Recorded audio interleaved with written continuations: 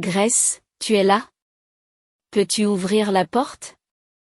Elle fronce les sourcils en entendant la voix bruyante. C'était la voix habituelle de sa belle-mère. Elle souhaitait un peu plus de considération. Elle avait apprécié son confort. Ouvrait la porte. Voulant éviter de déranger les voisins, elle ouvrit la porte d'entrée à contre-serrure. Vous n'avez même pas d'enfant et vous pensez qu'il est normal de tout laisser tomber? En tant qu'épouse, c'est impardonnable. Son mari, sa maîtresse et sa belle-mère étaient tous réunis. Qu'est-ce que c'est? Compte tenu de la nouvelle épouse et du petit enfant qui est en route, nous prendrons cette maison dans le cadre d'un partage des biens. Partez, s'il vous plaît. Oui, partez tout de suite. C'est ça. Adieu, espèce d'infertile. Ils l'ont dit sans aucune hésitation. Ils n'ont pas réalisé ce qu'ils avaient mal compris. Je m'appelle Grace. Je suis une employée de bureau de 43 ans. Mon mari, César, a 1 an de moins que moi. Nous voulions naturellement avoir des enfants, mais cela ne s'est jamais produit. Après de nombreuses discussions, nous avons choisi de vivre à 2. Je n'ai aucun regret. Depuis notre mariage, nous vivons dans un appartement d'une chambre, vieux mais pratique. Tout en vivant modestement, nous économisons de l'argent pour acheter notre propre maison. J'ai récemment été mutée au service de planification de mon travail, ce que j'avais toujours espéré. Le travail difficile dans la vente a porté ses fruits, j'ai été promue en douceur et j'ai gagné la confiance de l'entreprise. Pour moi, qui n'ai pas d'enfant, mon travail est ma passion. Cependant, mon mari était dans une situation différente. Quoi? Vous avez encore démissionné? Oui. Pourquoi avez-vous fait cela sans discussion? Le choc m'a fait perdre mes mots. J'ai refusé d'être transféré et mon patron s'est énervé. Et vous avez décidé de démissionner à cause de cela. C'est ce qui s'est passé. Mais en fait, je ne sais plus où j'en suis. J'ai été injustement licencié. Je soupire. Dans ce cas, vous devriez intenter un procès pour obtenir des indemnités. Non, je ne veux pas en faire toute une histoire. Pourquoi ne pas le faire? Je comprends. En réalité, ce n'était pas un licenciement injuste. C'est une de ses habitudes qui pose problème. Il ne peut pas garder un emploi.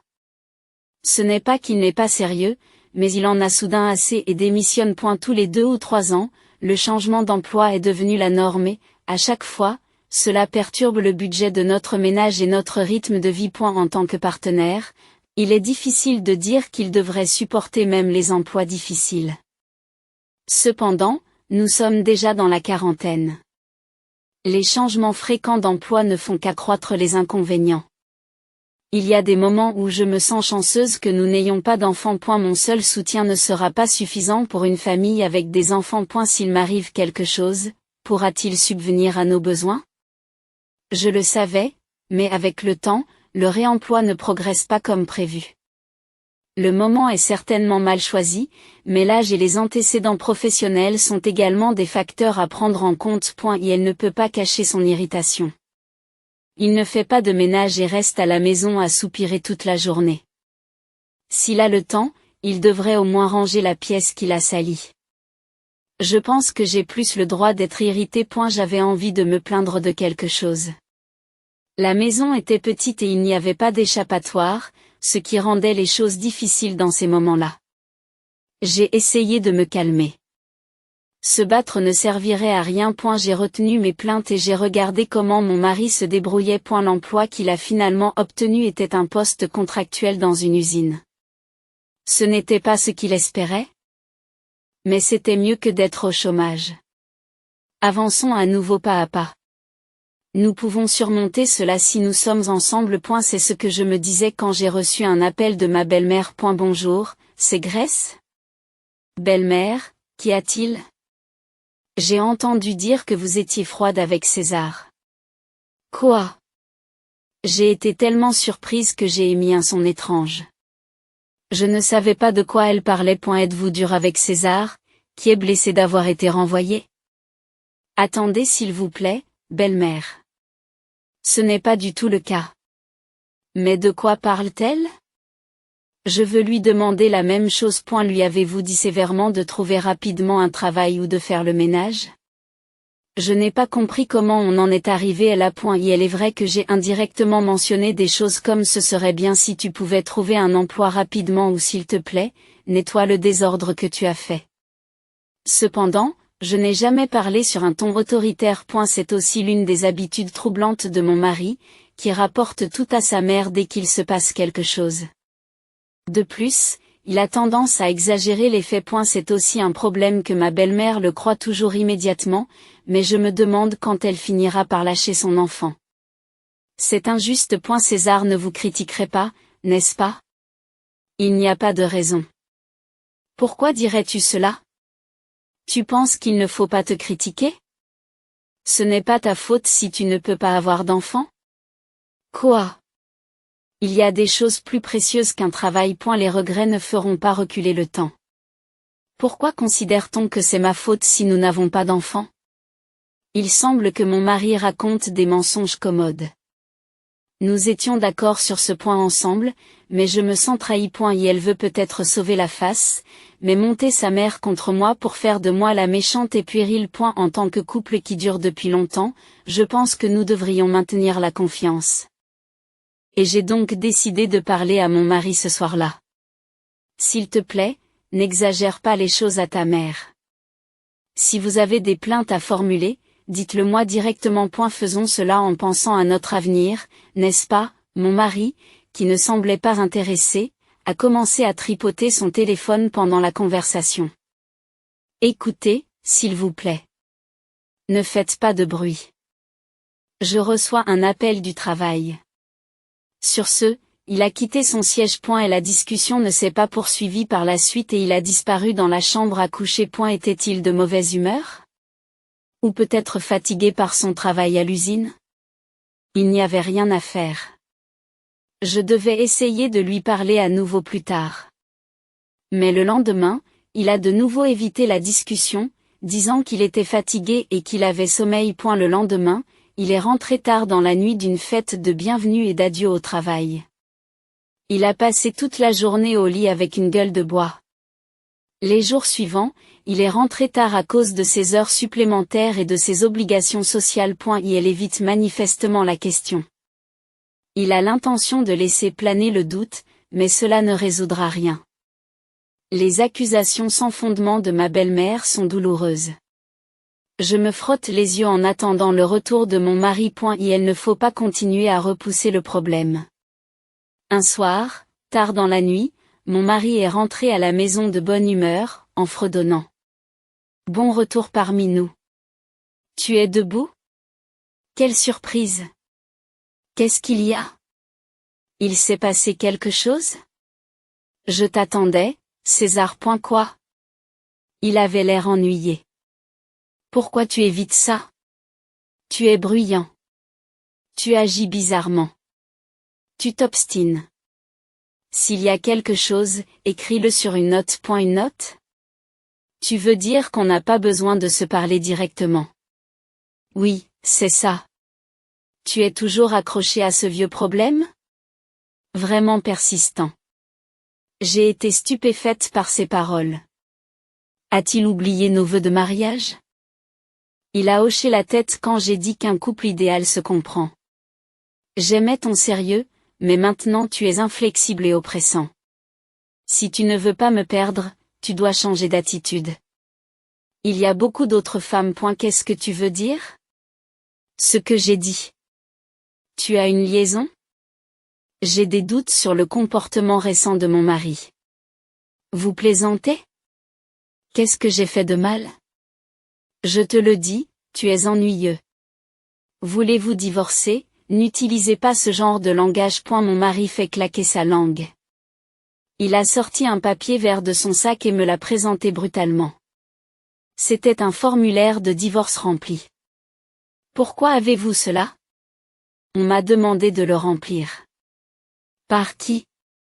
Vous devriez pouvoir le deviner. Non, je ne comprends pas. Il y a une femme qui veut que je le soumette. Je ne savais plus où donner de la tête. Mon mari a-t-il été chargé par sa partenaire de rédiger ce formulaire de divorce? Ne jouez pas les hautains quand vous comprenez. Tu es inutile sans moi. Mes mains tremblaient en serrant le formulaire de divorce. Mon rythme cardiaque s'est accéléré. Quelle heure pensez-vous qu'il soit? Je vais dormir. Tu devrais te rafraîchir ailleurs. Mon mari a disparu dans la chambre à coucher. J'ai regardé son nom écrit sur le formulaire de divorce. Quelles émotions a-t-il ressenties en écrivant cela? S'il était rentré tard ce jour-là, c'était parce qu'il passait du temps avec sa maîtresse? Je me suis sentie stupide d'avoir soutenu son nouveau travail. J'avais la tête qui tournait et des vertiges. Je n'arrivais à penser à rien. Comme il me l'a suggéré, j'ai décidé de me calmer. J'ai rassemblé mes affaires essentielles et j'ai quitté la maison. Un mois plus tard, je ne suis pas rentrée chez moi depuis ce jour. J'ai essayé de contacter mon mari à plusieurs reprises, mais je n'ai pas eu de réponse. Ma chambre était calme et confortable. Cela m'a aidé à me détendre et à me calmer. La lumière du soleil qui passait par la fenêtre éclairait la pièce, encore dépourvue de meubles, et apportait de la lumière à l'espace de vie. La ventilation était également bonne. Lorsque l'air frais a touché ma joue, j'ai naturellement pris une grande inspiration et l'odeur du bois était apaisante. À ce moment-là, Grace, tu es là? Peux-tu ouvrir la porte? J'ai froncé les sourcils en entendant la voix bruyante. C'était la voix habituelle de ma belle-mère. J'aurais souhaité un peu plus de considération. J'avais apprécié mon confort. Ouvrir la porte. Je ne voulais pas déranger les voisins. J'ai ouvert la porte d'entrée à contre-serrure. Je t'ai enfin trouvé. Cela faisait longtemps, dit gaiement ma belle Dashmere. Je l'ai repoussée alors qu'elle tentait de faire irruption. Attendez, s'il vous plaît. Qu'est-ce qui ne va pas? Qu'est-ce qui s'est passé? Vous ne voyez pas? Je ne veux pas vous laisser entrer. Eh bien, vous êtes quelque chose, n'est-ce pas? Étonnamment, mon mari se tenait derrière sa mère. Qui est la jeune femme à côté de lui. La nouvelle maison sent bon. Je l'aime bien. C'est très joli. Tous les trois ont essayé d'entrer dans la maison comme si c'était la chose la plus naturelle au monde. C'était incroyablement audacieux. Attendez un peu. Comment avez-vous découvert où j'habite? Pourquoi demandez-vous cela? Réponds d'abord à ma question. Pourquoi êtes-vous si dur avec César? Pourquoi? Tout quitter et sortir de la maison comme ça, c'est inacceptable pour une femme. La raison est que tu n'aimes pas Tana. Tana. C'est donc le nom de la jeune femme. Je vois que ma belle-mère l'approuve. A-t-elle dit que j'ai quitté la maison? Je me suis sentie forcée de partir. Pratiquement expulsée quand mon mari m'a dit de partir. Mon mari, qui se tenait près de la jeune femme, m'a regardé d'un air provocateur. C'est une assez bonne maison. Le nombre de pièces est convenable, et votre goût pour l'intérieur n'est pas mauvais non plus. Je te pardonne d'avoir acheté une nouvelle maison toute seule. Quoi? Mais il est impossible pour nous de vivre ensemble. Votre stérilité est mal vue par la société. Je suis désolée, qu'est-ce que tu veux dire?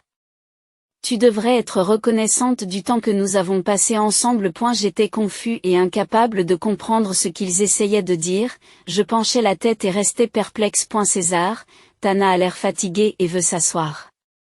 C'est vrai. Désolée, Tana. Grace, donne à Tana un endroit où s'asseoir à l'intérieur de la maison. Qu'est-ce qu'il y a? Non. Quoi? Tu ne savais pas? Tana est enceinte de l'enfant de César.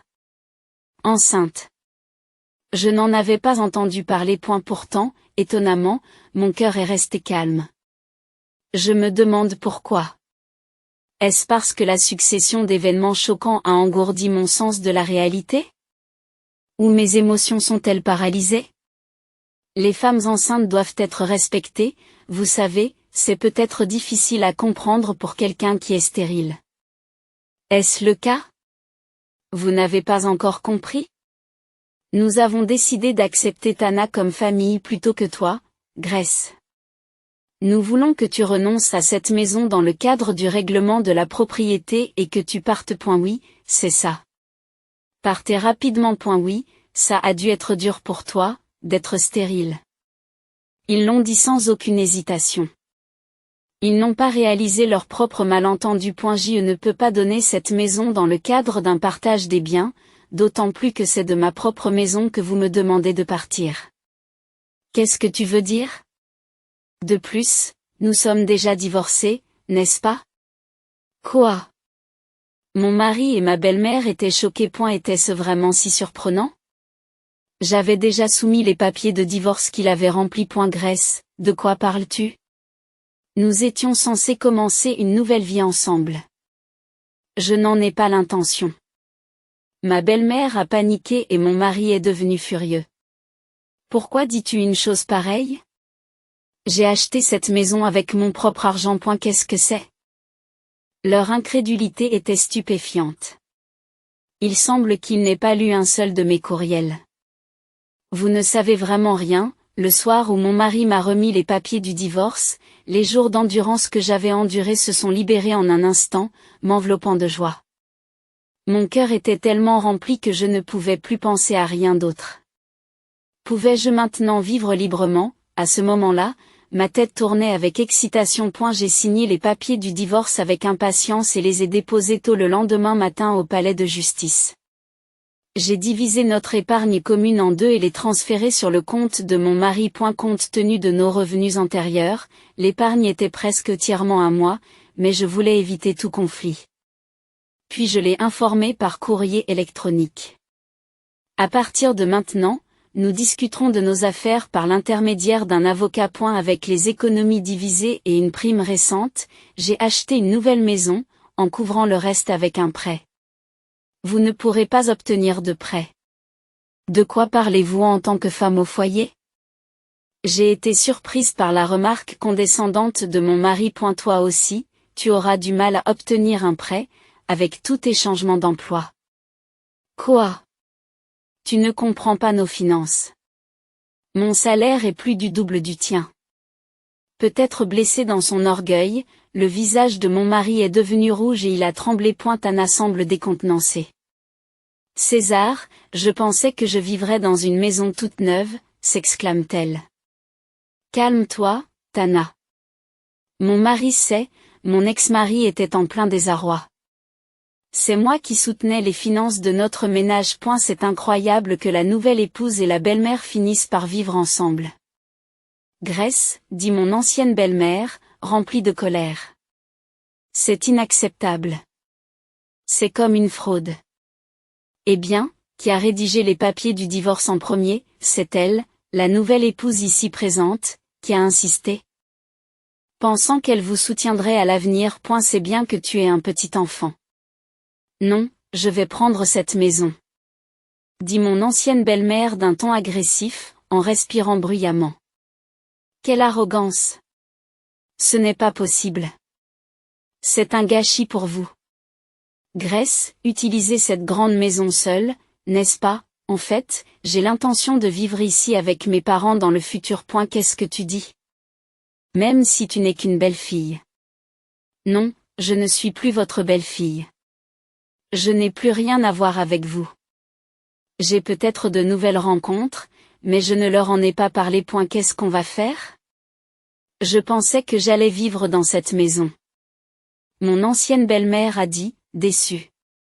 Qu'est-il advenu de l'appartement dans lequel vous viviez? Ai-je demandé. Nous avons vendu cette vieille propriété. Vous l'avez vendue? Oui, quand j'ai vu que vous déménagiez des appareils dans cette nouvelle maison, j'ai immédiatement contacté César, et nous avons décidé que nous allions vivre ici. Voilà, c'était la situation. Il ne restait plus que le petit appartement d'une chambre dans lequel je vivais. Je n'ai éprouvé aucune sympathie pour eux. Contrairement à une femme de carrière forte et volontaire comme toi, Grace, j'espérais une retraite stable avec une nouvelle femme complaisante, un petit enfant et une nouvelle maison. Elle était déçue. Pourquoi dit-elle de telles choses? Je n'ai pas eu d'autre choix que de travailler dur parce que mon mari n'était pas fiable. Je suis déçue. Mais je vais retourner dire à papa tout ce que Tana a dit avec défi et sans retenue. Attendez. Si papa se met en colère, ça va être le bordel. Tu ferais mieux de prendre tes responsabilités. S'il te plaît, Tana, ne fais pas ces appoints. Et la raison pour laquelle mon mari a mis enceinte la jeune femme est qu'elle était une employée de l'entreprise, qui, enhardie lors d'une soirée arrosée de l'entreprise, s'est rapidement impliquée avec lui. Ce n'était pas une simple employée. Et elle s'est avérée qu'elle était la fille du directeur de l'usine. Issue d'un lycée prestigieux, elle n'avait aucune expérience des hommes.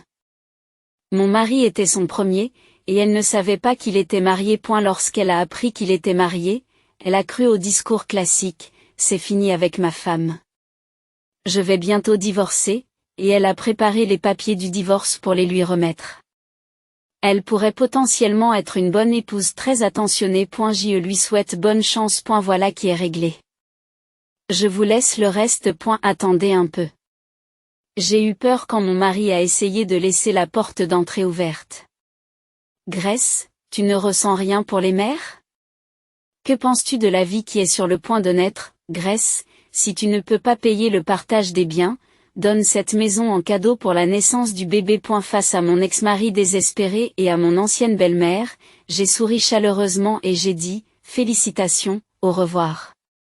J'ai fermé la porte froidement et je l'ai verrouillée. J'avais prévu de laisser mon avocat s'en charger, mais les choses ne se sont pas passées comme prévu. Vu l'audace dont ils ont fait preuve en réclamant la maison d'un autre, ils ne risquaient pas de reculer facilement. Chaque fois que mon ex-mari envoyait des courriels amers, je répondais contacter mon avocat et j'ignorais tout le reste. Mais c'est mon ancienne belle-mère qui posait problème. Lorsqu'elle laissait de longs messages sur le répondeur, c'était vraiment épuisant. À cause de toi, Grace, je n'ai plus de maison. Trouve-moi au moins un autre appartement. Cette maison est trop petite et trop exiguë. Quand j'ai essayé de faire les tâches ménagères à la nouvelle épouse, elle m'a dit de les faire moi-même. Que dois-je faire maintenant? J'ai souvent envie d'effacer ces messages vocaux tout de suite, mais ils peuvent être utiles. Alors j'ai décidé de les conserver. Il se peut que les demandes augmentent.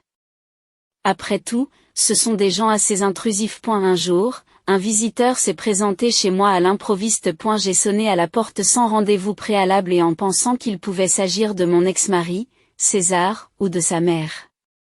En ouvrant la porte, j'ai serré mon téléphone, me demandant si je devais appeler la police. Cependant, un homme aux yeux perçants et au visage sévère se tenait devant moi. Je me suis crispée.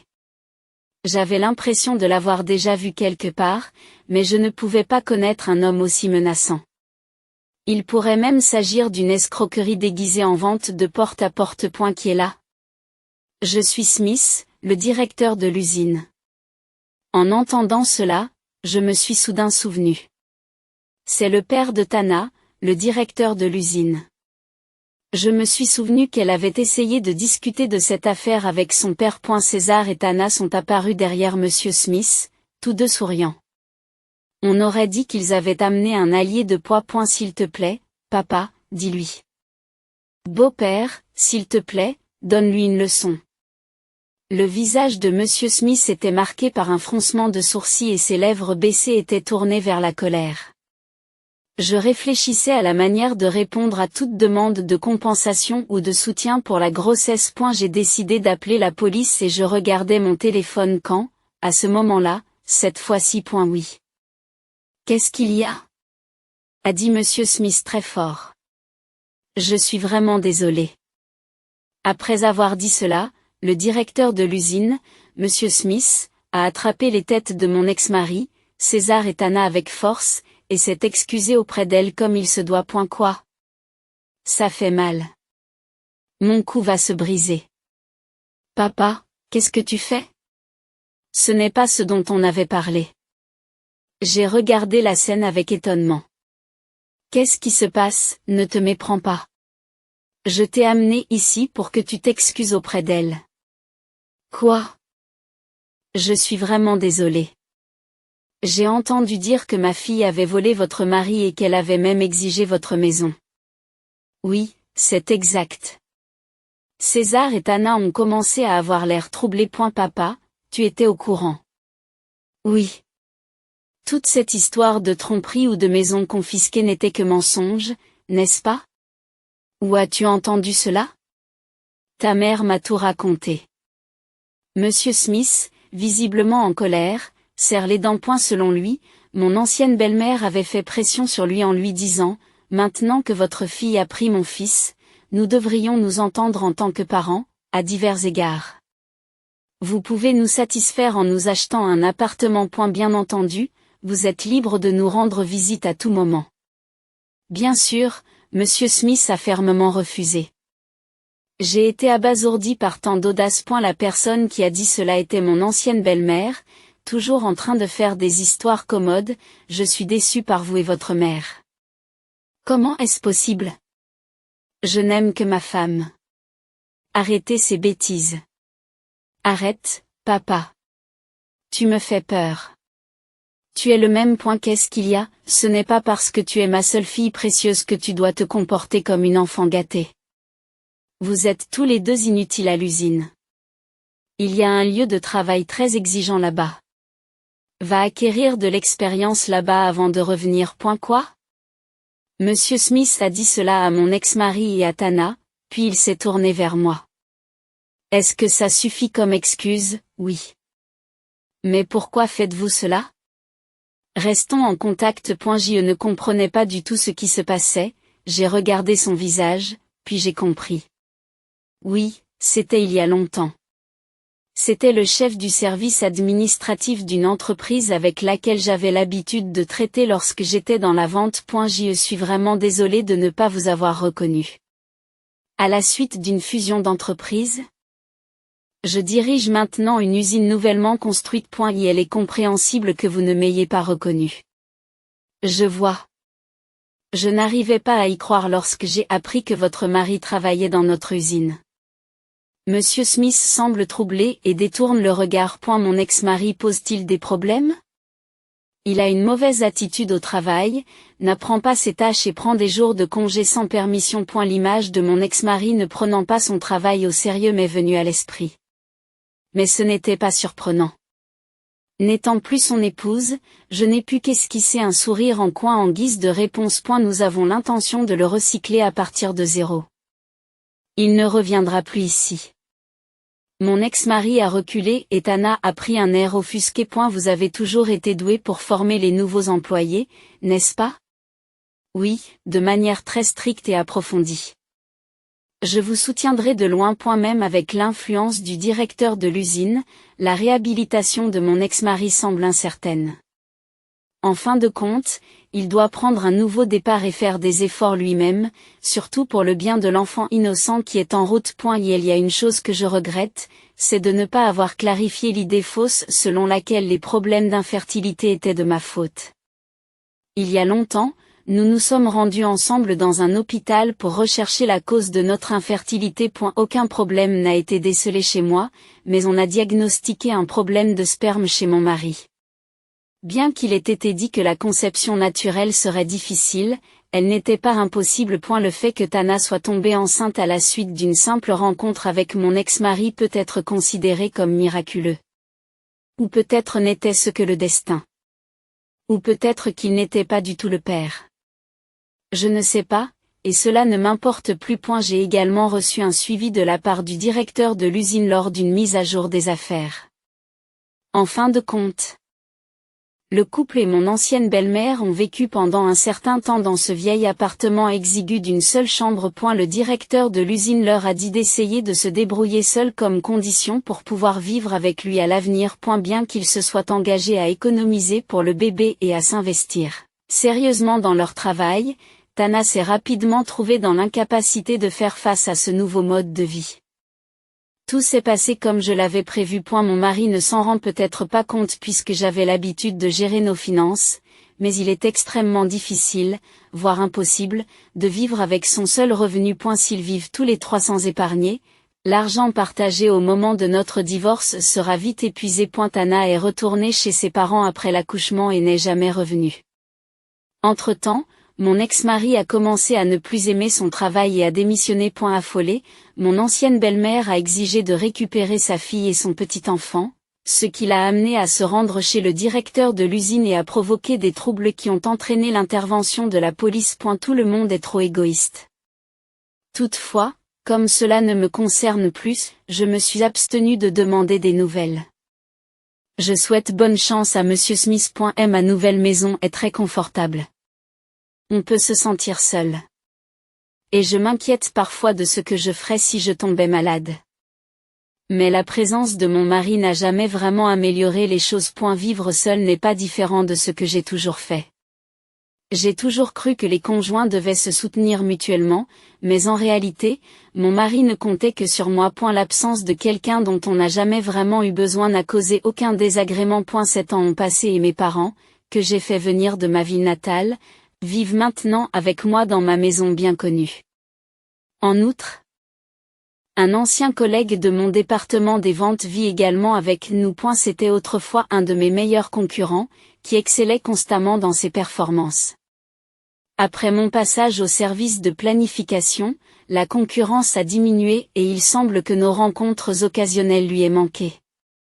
J'ai ressenti la même chose. Ayant appris mon divorce, il m'a rapidement proposé une relation et il est maintenant devenu un mari en qui je peux placer toute ma confiance. Travaillant ensemble depuis longtemps, nous pouvons parler de tout sans réserve. C'est un partenaire idéal. Je me réjouis de poursuivre notre vie ensemble.